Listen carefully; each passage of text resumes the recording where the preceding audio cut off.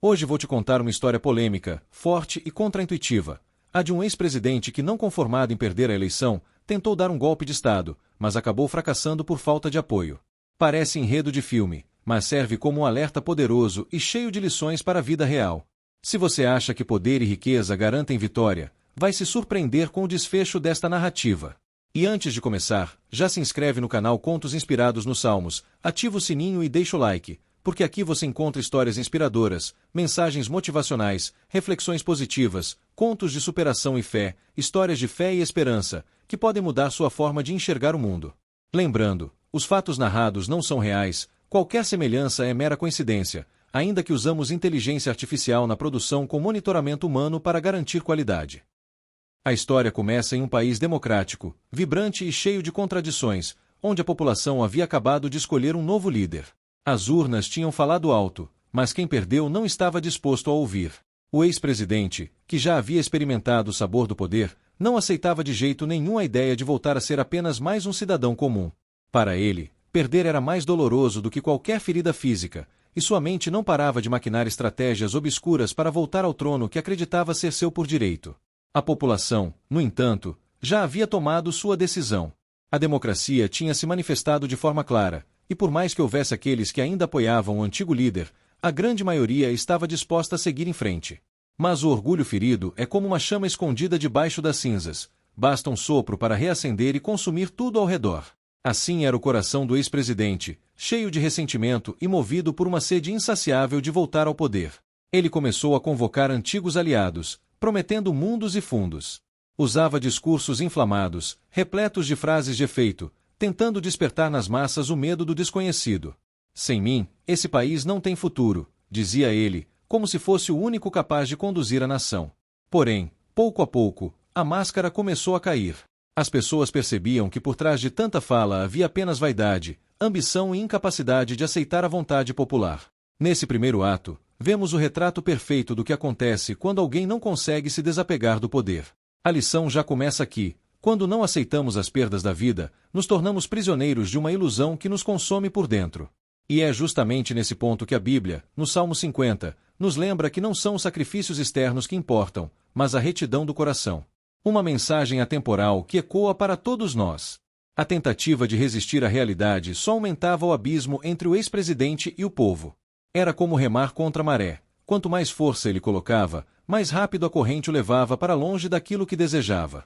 Enquanto ele planejava movimentos de bastidores, o país observava em silêncio, curioso para ver até onde essa teimosia poderia chegar.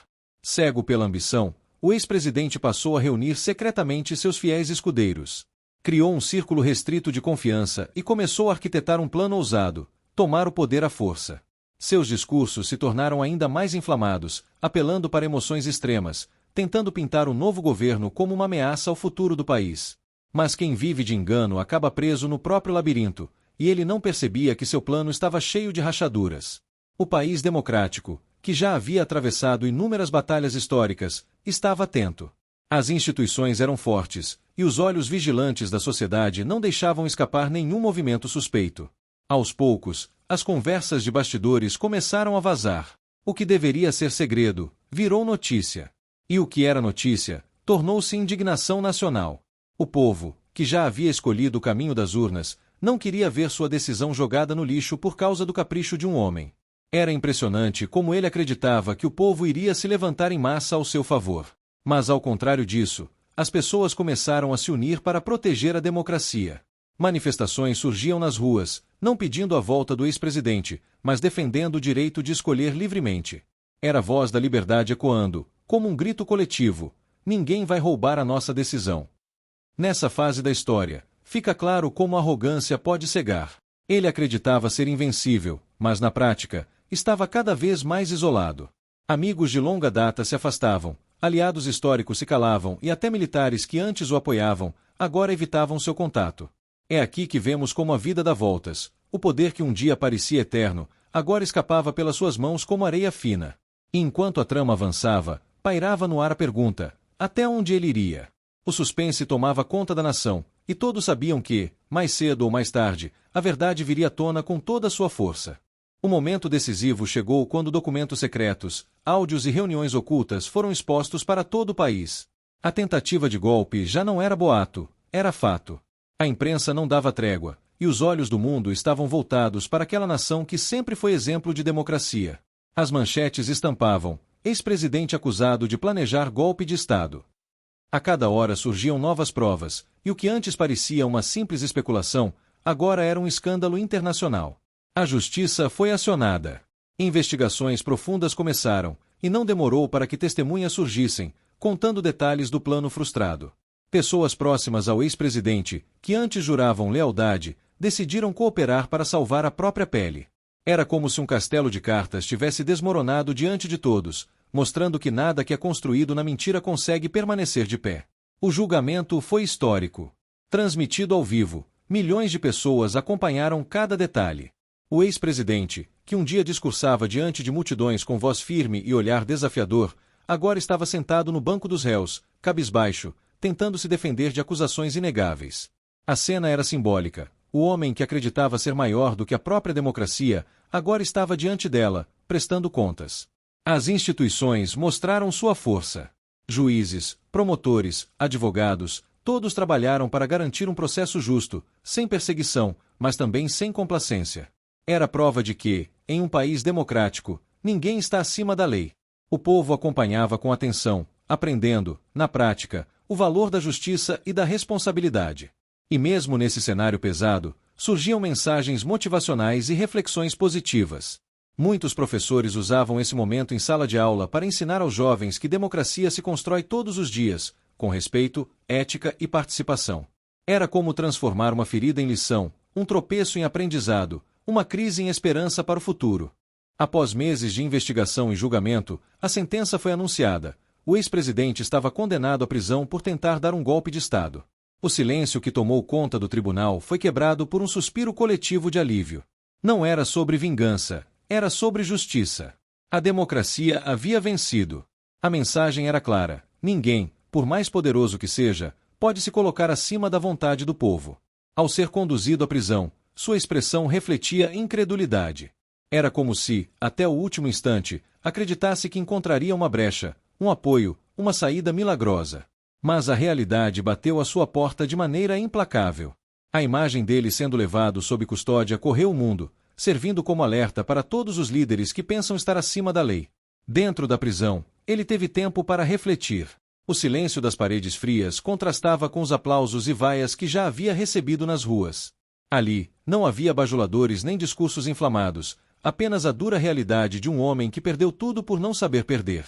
É nessa fase que o Salmo 50 volta a ecoar. Não são palavras bonitas nem sacrifícios de fachada que agradam a Deus, mas sim a humildade, o arrependimento e a verdade do coração. Enquanto isso, a população respirava aliviada. A tentativa de golpe não só fracassou, como fortaleceu ainda mais o espírito democrático. Pessoas simples, que muitas vezes se sentiam invisíveis, passaram a acreditar que sua voz tinha valor. Era como se o país inteiro tivesse aprendido, de forma dolorosa, a importância de proteger o que é justo. E assim, de dentro da escuridão, surgiam novamente histórias de fé e esperança, mostrando que mesmo os erros mais graves podem se transformar em lições que iluminam gerações. Afinal, acreditar em si mesmo não é sobre manipular ou dominar, mas sim sobre respeitar e construir, com coragem e verdade. O que parecia ser apenas uma tragédia política acabou se tornando uma escola para toda a nação. A queda do ex-presidente serviu como exemplo vivo de que ninguém é insubstituível, e que o poder é apenas passageiro. Mais do que isso, mostrou que a verdadeira força de um país não está em seus líderes, mas no povo que decide seu caminho. As famílias conversavam em casa sobre o ocorrido, refletindo sobre valores como ética, justiça e responsabilidade. Professores usavam a história como pano de fundo para ensinar sobre cidadania. E nas redes sociais, debates acalorados surgiam, mas dessa vez, com um tom mais consciente e construtivo. Era como se a nação tivesse amadurecido de repente, aprendendo na prática a importância da democracia. Os jovens, principalmente, passaram a olhar para o futuro com outros olhos. Muitos decidiram se engajar mais, participar da política, estudar leis, defender direitos. Esse episódio despertou uma chama de participação que há muito tempo parecia apagada. Era o renascimento de uma geração que não queria apenas assistir, mas ser protagonista da própria história. E no coração do povo florescia uma certeza: Quando estamos unidos, somos capazes de proteger nossos valores mais sagrados. Foi nesse espírito que surgiram contos de superação e fé, em que cada pessoa lembrava que, por mais difícil que seja a caminhada, sempre há espaço para reflexões positivas e mensagens motivacionais. Afinal, a verdadeira vitória não está em dominar os outros, mas em construir juntos um futuro melhor. Assim, a tentativa frustrada de um golpe se transformou em um marco de aprendizado coletivo.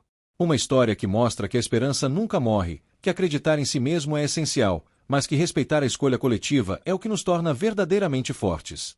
E enquanto essa lição ecoava, o país se preparava para novos desafios, consciente de que a democracia, como a fé, precisa ser cuidada todos os dias. E então, o que você achou dessa história? Viu como até mesmo uma tentativa de golpe pode se transformar em um poderoso aprendizado sobre democracia, justiça e fé? Agora eu te pergunto, se estivesse no lugar do povo, qual atitude você teria tomado? E mais, você acredita que o poder pode realmente cegar uma pessoa a ponto de fazê-la perder tudo? Deixe nos comentários a sua reflexão, porque queremos ouvir a sua voz. Não esqueça de se inscrever no canal Contos Inspirados nos Salmos, ativar as notificações e compartilhar esse vídeo com quem precisa dessa mensagem. Aqui você sempre encontrará histórias inspiradoras, mensagens motivacionais, reflexões positivas, contos de superação e fé, histórias de fé e esperança, que podem transformar sua forma de pensar e agir. E lembre-se, os fatos narrados não são reais, qualquer semelhança é mera coincidência, ainda que usamos inteligência artificial na produção com monitoramento humano para garantir qualidade.